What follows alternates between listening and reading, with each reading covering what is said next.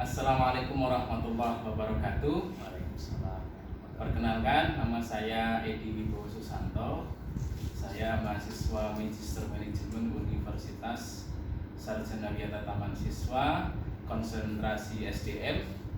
Dalam rangka memenuhi tugas mata kuliah MSDM, kami akan melakukan wawancara kepada Bapak Adam Ardianur SHMSC. Beliau adalah analis kebutuhan pendidik dan tenaga kependidikan di Dinas Pendidikan Pemuda dan Olahraga Kota Yogyakarta.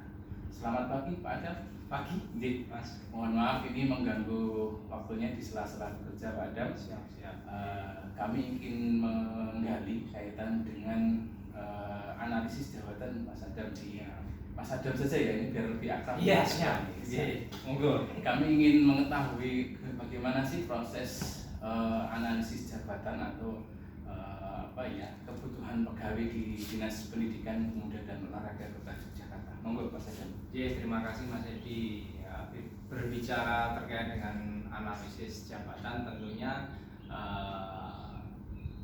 tetap harus melihat suatu organisasi atau kelembagaan yang itu kebutuhan, beban, dan juga tanggung jawab di masing-masing jabatan.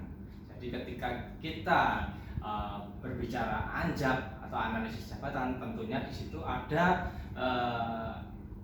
tugas pokok dan fungsi masing-masing jabatan tersebut, sehingga tentunya perhitungan untuk beban kerja tiap jabatan yang diisi itu harus seimbang, signifikan, sehingga nanti sumber daya manusia yang diisi dalam suatu jabatan tersebut tidak berlebih beban kerjanya dan tidak terlalu kurang. Maka anjab yang dimunculkan nanti dalam suatu jabatan itu proporsional. Seperti itu Mas Edi, terutama untuk analisis jabatannya. Baik, terima kasih Mas Adam. Mungkin kita back dulu ya ke belakang. Ya. Sebenarnya untuk proses anjab itu awalnya dari mana sih Mas? Ya, untuk proses anjab tentunya asal mualanya dari kebutuhan jabatan.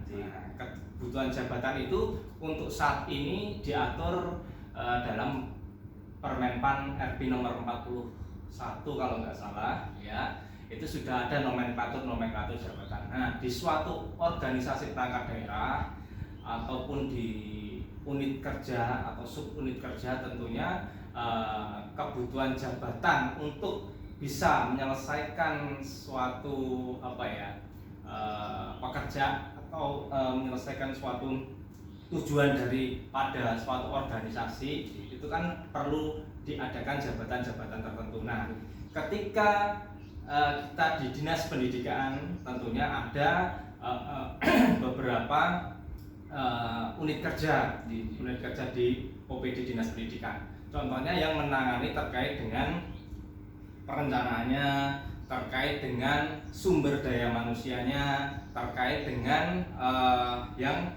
itu bersinggungan dengan pelayanan kepada satuan pendidikan atau masyarakat. Nah, contoh seumpama sudah ditetapkan terkait dengan kelembagaannya. Nah, setelah itu baru kita analisis beban kerjanya. Jadi dihitung. Contohnya kalau di bagian perencanaan sih. Nah, di bagian perencanaan tentunya akan menghitung terkait dengan anggarannya. Nah, kira-kira apa yang disusun anggaran itu di sana. Di sana kan dijelaskan banyak. Atau contohnya di bagian subbab umum dan kepegawaian contohnya. Nah, kita analisis di sana beban kerjanya, contohnya jabatan yang diperlukan. Jabatan yang diperlukan itu setelah dianalisis ada pengadministrasi persuratan. Nah, perhitungannya untuk jabatan pengadministrasi persuratan semisal ya, itu tiap hari dihitung surat yang masuk berapa, surat yang keluar berapa. Nah, itu nanti akan akumulasi dalam suatu format yang nanti akan di situ bisa dimunculkan kebutuhan kepegawaian. seperti itu Mas Edi contohnya. Jadi begini Mas Adam, kita kan sudah di Dinas Pendidikan ini kan sudah mengalami beberapa kali perubahan nomenklatur gitu. Ya. Dulu Dinas Pendidikan, sekarang kita berubah jadi Dinas Pendidikan Pemuda dan Olahraga. Tentu itu kan akan berpengaruh kepada formasi atau jumlah pegawai di lingkup yang seperti kita sekarang ini. Nah, apakah analisis kebutuhan pegawai itu diregenerasi setiap tahun atau seperti apa Mas Adam? Ya, seperti itu. Sebenarnya itu senyampang dengan kebijakan pemerintah pusat ya Mas Edi, yaitu terkait dengan reformasi birokrasi. Nah, tentunya dari pemerintah pusat sendiri menggelontorkan reformasi birokrasi itu ada tujuannya.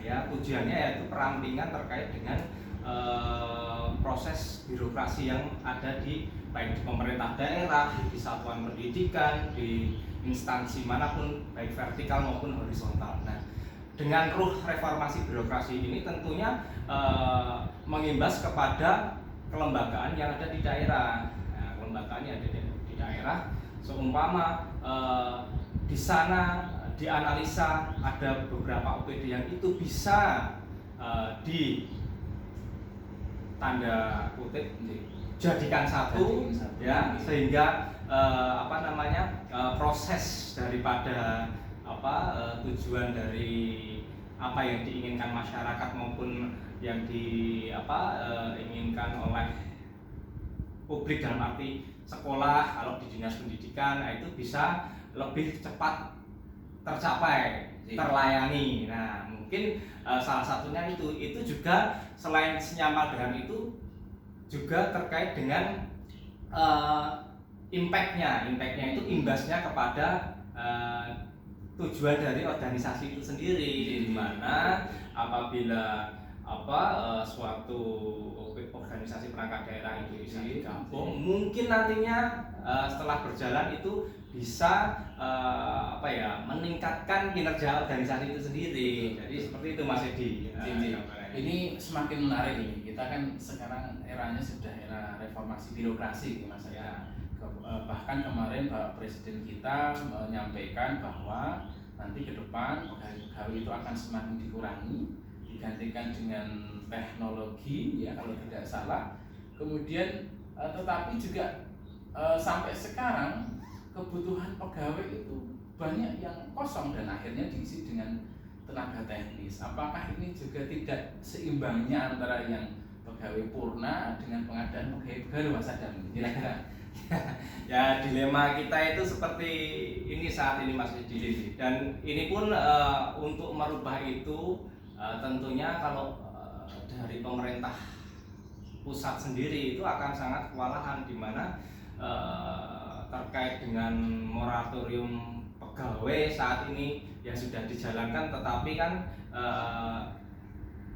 perampingan birokrasi sudah dijalankan, tetapi tetap kebutuhan pegawai itu baik di daerah maupun di instansi vertikal itu tetap masih ada. Jadi belum memaksimalkan teknologi informasi maupun memaksimalkan terkait dengan teknologi yang itu bisa seumpama 1000 orang itu bisa hanya kalau ada 1 robot atau 2 robot itu bisa digantikan. Nah, itu belum dimaksimalkan. Saya nggak tahu apakah SDM di kita sudah mampu untuk itu atau tidak. Karena kita tahu sendiri bahwa di Indonesia ini jumlah penduduknya kan sangat banyak. Betul. Mata pencahariannya berbeda-beda. Kualifikasinya tentunya berbeda-beda. Nah, ada yang kualifikasinya menengah ke bawah itu masih SD, SMP ya, yang mungkin yang degree-nya 1 ke atas itu ya istilahnya mungkin terkait dengan kompetensi karena kualifikasinya sudah tinggi itu bisa diberdayakan. Akan tetapi terkait dengan untuk menciptakan suatu teknologi yang mana itu bisa mengurangi jumlah pegawai yang itu saat ini kayaknya masih belum maksimal pemerintah pusat untuk mendorong ke arah situ Mas Edi. Ini kembali ke analisis jabatan ya. Sekarang kan dengan adanya undang-undang aparatur sipil negara, bahwa pegawai pemerintah itu bukan hanya PNS Mas. Ya. Ada yang namanya P3K gitu. Ya, Itu pegawai pemerintah dengan perjanjian kerja ya, kalau tidak salah seperti itu. Nah, tahun ini kan sudah mulai nih, ada P3K guru, kemudian ada P3K yang sifatnya administratif. Nah, apakah dengan adanya P3K itu sudah memenuhi kebutuhan pegawai yang ada sekarang Mas, kaitan dengan itu Mas? Ya, kalau menyelesaikan suatu permasalahan di lapangan Mas Edi, kalau pemerintah pusat mengadakan P3K itu sebenarnya kalau saya menganalisa ya Mas Edi, itu untuk mengurangi beban negara, karena kalau dia PNS tentunya dia harus mendapatkan hak pensiun. Kalau P3K tidak Mas Edi, jadi P3K ini dia tidak mendapatkan hak pensiun ya, tidak mengapa. Tapi kalau dari segi gaji sama ya? Kalau dari segi gaji sama, tapi ada yang tidak sama, pensiun dan terkait dengan kenaikan pangkat. Tidak ada kenaikan pangkat. Tidak ada kenaikan pangkat. Hanya kalau P3K itu mungkin pengembangan jabatannya bisa tinggi ya, karena contoh dia jadi kepala yang itu bisa diisi eselon 2, eselon 1 kan, itu bisa gitu ya? Seperti itu. Contohnya kan kalau sekarang di KL, kementerian lembaga, di instansi vertikal kan malah kepala dirjen dan sebagainya kan ada yang tidak dari PNS, jadi non PNS. Kemungkinan bisa seperti itu kalau dia memang punya kompetensi yang istilahnya di luar rata-rata. Baik Mas Adam, kaitan berarti ini kan kebutuhan akan pegawai terutama di lingkungan Dinas Pendidikan Pemuda dan Olahraga Kota Yogyakarta ini kan ternyata juga masih banyak yang kosong gitu. Kemudian salah satu solusinya adalah kita menggunakan pihak ketiga, dalam hal ini tenaga teknis yang dibilang seperti itu. Nah, mungkin adakah ke depan inovasi yang dilakukan pemerintah, mungkin sedikit bocoran lah ke kami kaitan dengan untuk pemenuhan ini selain dengan digantikan dengan robot digital ya. Itu bagaimana Mas Adam? Ya, itu sebenarnya pertanyaan yang sering ditanyakan orang maupun dari masyarakat Mas Edi.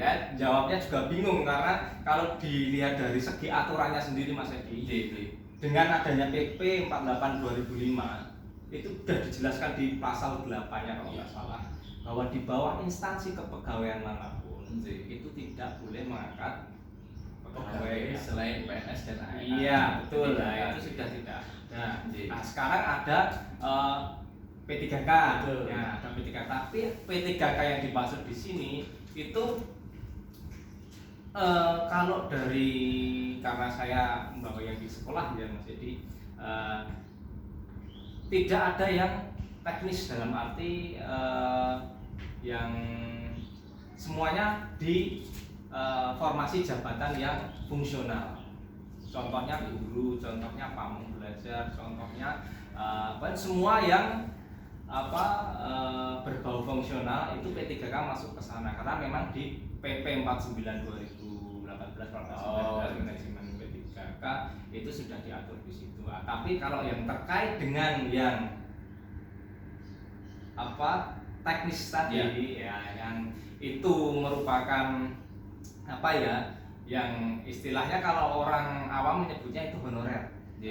Honorer. Tapi di kita, terutama yang di pemerintah daerah Mas Edi, dengan adanya Permendagri, kalau Mas Edi pasti lebih paham terkait dengan itu, karena terkait dengan keuangan ya, bahwa yang bisa dibiayai untuk belanja pegawai itu adalah yang itu tadi ASN, jadi PNS dan P3K. Nah, terus yang ini Mas Edi, yang non bagaimana?